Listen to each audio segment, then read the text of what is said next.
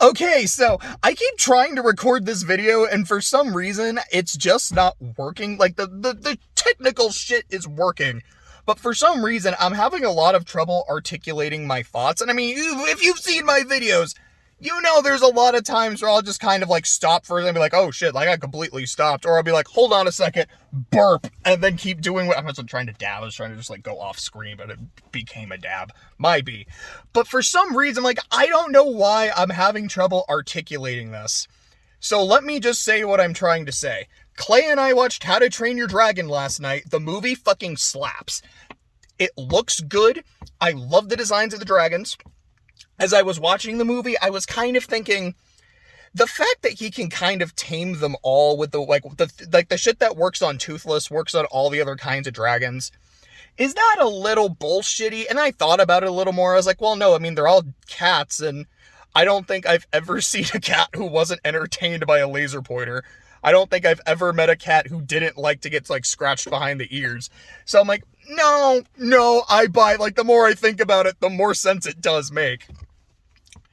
But the movie gave me really strong Lilo and Stitch vibes.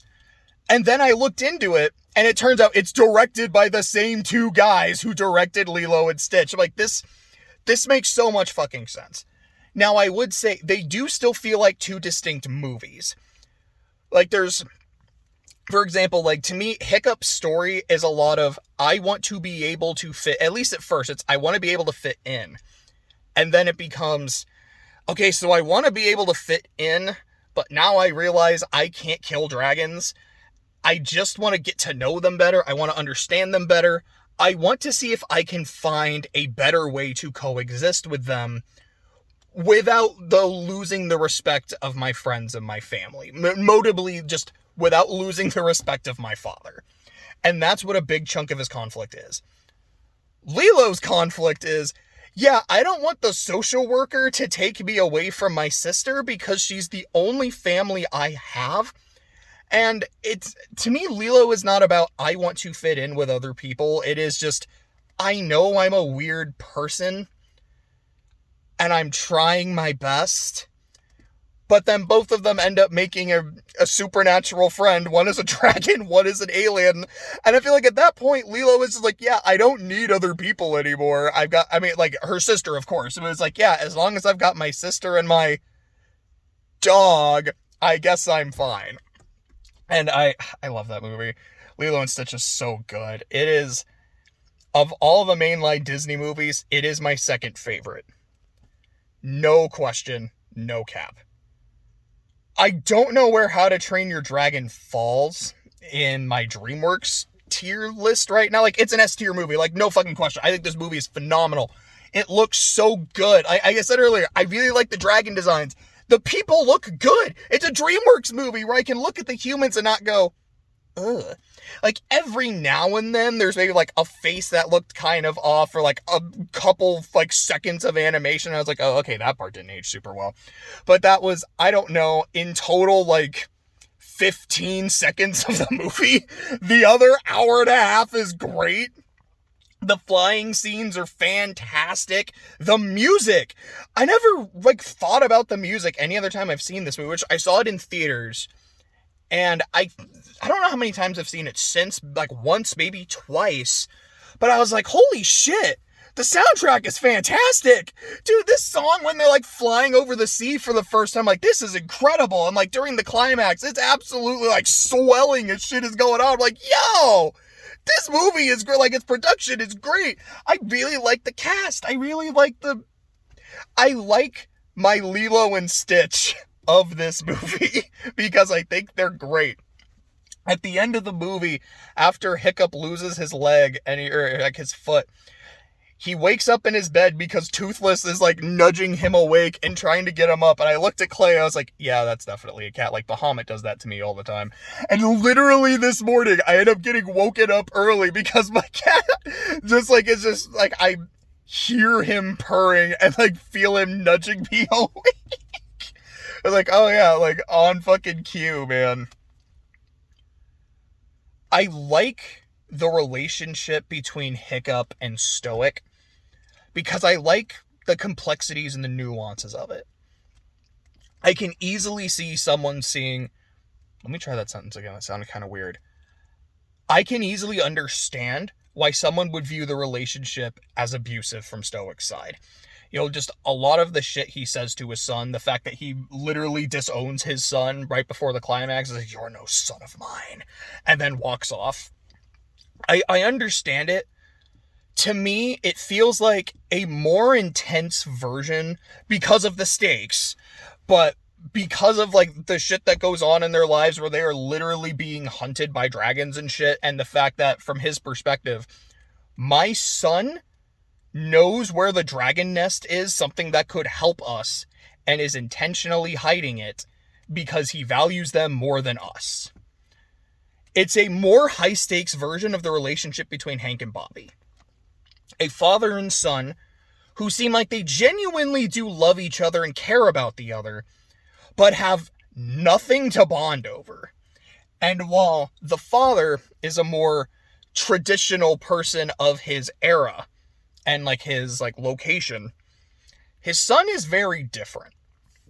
Who knows he's different, and it causes this disconnect. And while like, yes, like I love my son, I love my dad, we have nothing in common. We have nothing to bond over. And it just makes our relationship super awkward. And I think it's something that's really interesting. And yeah, even after he tells like, "You're no son of mine," and he walks outside and you see he looks like he's about to start weeping. Because he knows what he just said. And even though like he's mad at his son, he's mad at the situation, he didn't mean that. But he did still say it.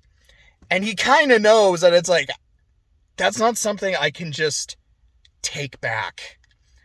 I fucked up. But I have some shit to do. And I gotta go fucking do it. It also reminds me a lot of King Triton and Ariel. And the scene where King Triton like blows up all the shit in Ariel's collection, and then Ariel's like, I don't remember exactly what she said. It's something along the lines of like, "I hate you, daddy, fuck off." Which of course in a Disney movie she said fuck off. But then she swims off, and he has that look on his face of just like pure anger and frustration, and immediately just like, why did I do that? Why did I do that? And I love that shit, because I've always just find it really interesting. So, yeah, I was able to articulate my thoughts a lot easier now. Like I said, movie is great. Love the designs of the shit. Love the flying. Love the music. The action is a lot of fun. I love how all the dragons, like, not just how they look, but yeah, they have different fighting styles. Like, there's the two-headed one. It's like, oh yeah, this one makes a gas that's incredibly flammable but can't produce fire. The other one has the spark that lights the flame. Oh, that's really fucking cool. Yeah, each dragon has a certain amount of like fire it can make. So you kind of, that's one of the things you have to keep in mind when you fight them. It's that fucking scene from Dirty Harry. I think it's Dirty Harry 2. It's, now I know what you're thinking. Did he fire 5 shots? Or like, did he fire 6 shots? Or only 5? Is there still one in the chamber? And you have to do that shit when you're fighting dragons. Like, oh, that's so cool. I love this shit. I love how Toothless, like the Night Fury, is described as like the unholy offspring of lightning and death. And he's the goofiest, cutest fucking thing I've ever seen. And when he's doing badass shit, you're like, oh no, he's actually a bad dude. But you also have him just eating a fish, regurgitating part of the fish to feed Hiccup, and just watching him with his, like, with no teeth in there, looking so fucking goofy. How to Train Your Dragon is great, man. I fucking love this movie. I don't think I can put it ahead of Kung Fu Panda 1. Upon my rewatch of that movie and how much it just resonated with me on a personal level, I don't think it's ahead of that. I don't think I would put it ahead of Shrek 2. Maybe ahead of Shrek 1. I would put it above B-Movie. I think B-Movie is my least favorite S tier. Like, I loved it. I thought it was great. It was super entertaining. But I don't think I like it as much as some of these others. The fantastic movie. Next is, I believe it's Shrek Forever After, which I've seen once. I didn't like it. I think just generally speaking, I'm not a huge fan of those kinds of stories where where it's like, okay, we're going to take like something like A Wonderful Life. It doesn't bother me nearly as much because that is just the plot of the story. But when it's something like this where it's here's established characters that you've gotten to know and see them grow and whatever the hell. And then for this installment, we're just kind of resetting everyone, or they're the same people, but they're not at all the same people, which I guess is a weird thing to say because of how much I love Love Unlimited and Alternative. But, like, I remember just not caring for it when I saw this movie. I remember when I watched the Steven Universe movie, I was like, why? Like, yeah, it's the movie, it's the big finale, because we already had a big finale, and I guess we're doing another one, but okay, and for this, we're just gonna reset 3 of our main characters, so I guess it's to show how far they've come in their development, but I also watched the show, so I got to see very clearly how far along they came in their developments. I just wanted to see the characters I know and love do things and be the people I know and love. Like, what? I don't like this decision at all. But who knows? Maybe I will rewatch and go, no. This movie's actually really good. This is a really interesting idea. I like what they've done with the characters. It's still kind of funny how Rumpelstiltskin is technically in, I almost said Kung Fu Panda 4. I don't, the fuck? He's technically in Shrek the Third, but he's now a very different character, but alright. But, looking forward to it enough. I'm definitely willing to go in with an open mind, but fuck, man, How to Train Your Dragon is really good. I've seen 2. I saw it in theaters. I'm looking forward to watching it again. I still haven't seen 3, and that is one of the movies I am most looking forward to in this run, so I hope 2 lives up to what I remember, because I remember really liking it, and I hope 3 is just as good as them.